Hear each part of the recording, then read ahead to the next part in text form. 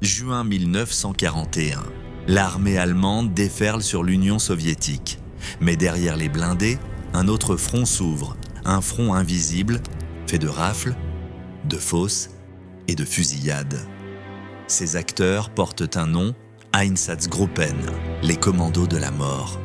Ces commandos de la mort vont assassiner plus d'1 million d'hommes, de femmes et d'enfants. Non pas dans des camps, mais à ciel ouvert.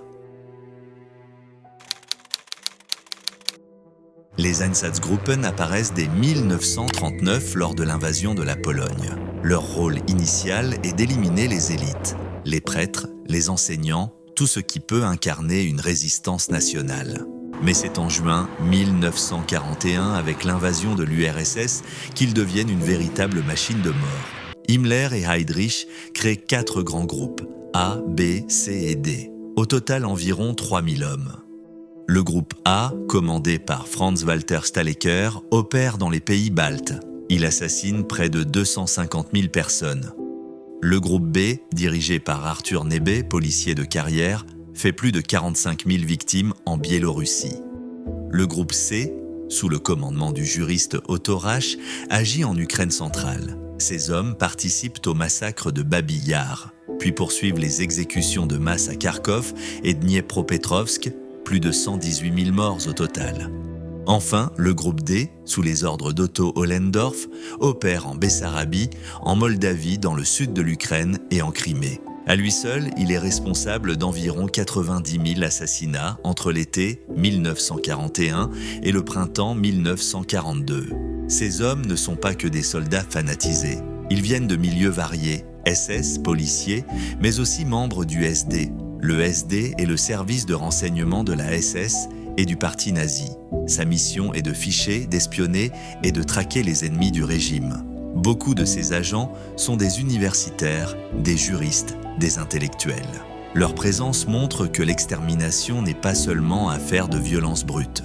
Elle est aussi le fruit d'une planification froide et bureaucratique. La méthode est simple et terrifiante. La fusillade. Les victimes sont arrêtées, regroupées, puis conduites à l'écart. Une forêt, un champ, un ravin, on leur ordonne de se déshabiller, de laisser leurs affaires, de descendre dans une fosse. Les hommes du commando tirent, ligne après ligne, jusqu'à ce que la fosse soit pleine.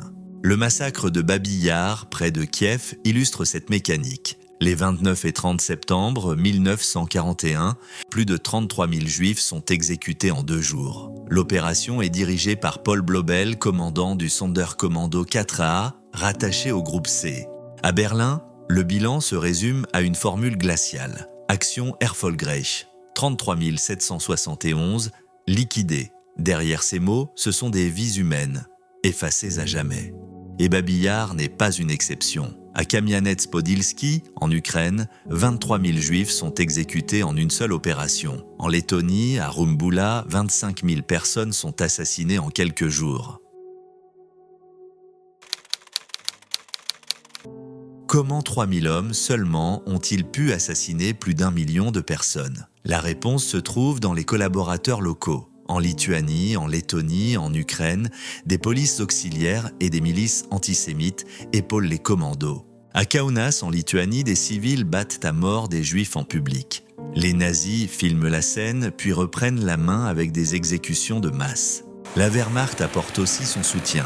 Camions, munitions, logistique. Officiellement, l'armée prétend ne pas être impliquée. En réalité, elle ferme les yeux, parfois même, elle participe. Les tueurs justifient leurs actes par l'idéologie raciale. Dans leur esprit, cette guerre est une guerre d'anéantissement. Mais la réalité psychologique est complexe. Certains hommes sombrent dans l'alcool, d'autres craquent. Pourtant, la majorité obéit. Le mal se banalise. Des hommes ordinaires, placés dans une machine de mort, deviennent les artisans du génocide.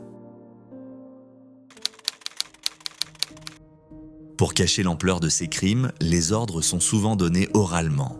Les rapports utilisent un langage codé.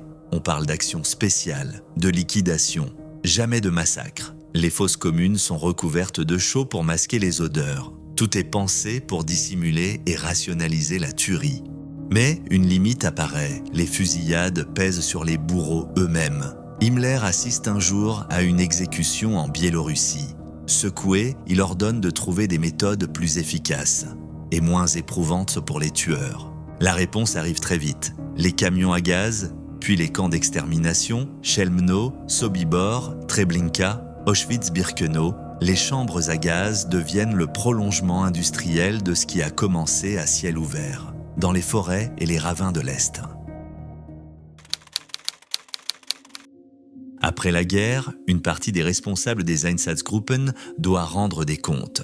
En 1947 s'ouvre à Nuremberg un procès spécifique, le procès des Einsatzgruppen. 24 officiers SS sont jugés. Parmi eux, Otto Ohlendorf, commandant du groupe D, responsable de près de 90 000 assassinats. Les charges sont accablantes. Crimes de guerre, crimes contre l'humanité, participation à une entreprise criminelle. Les accusés ne nient pas les faits. Ohlendorf reconnaît froidement avoir supervisé les fusillades, mais il tente de se justifier. « J'ai seulement obéi aux ordres ». Cet argument est rejeté. Le tribunal établit un principe fondamental.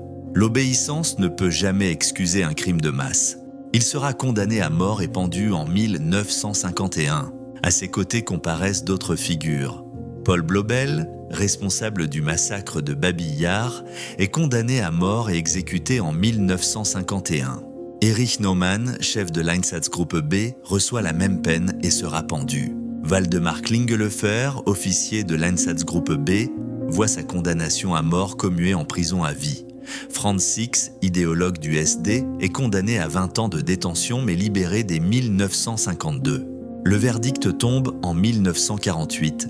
14 condamnations à mort, 2 peines de prison à vie et plusieurs peines lourdes d'incarcération. Mais toutes les condamnations à mort ne seront pas exécutées. Sous la pression politique de la guerre froide, certaines peines seront commuées. Malgré ses limites, ce procès marque une étape essentielle. Pour la première fois, la justice internationale reconnaît la responsabilité individuelle des auteurs d'un génocide. Les Einsatzgruppen, bras armés de la Shoah, par balles, ne disparaissent plus derrière l'anonymat bureaucratique.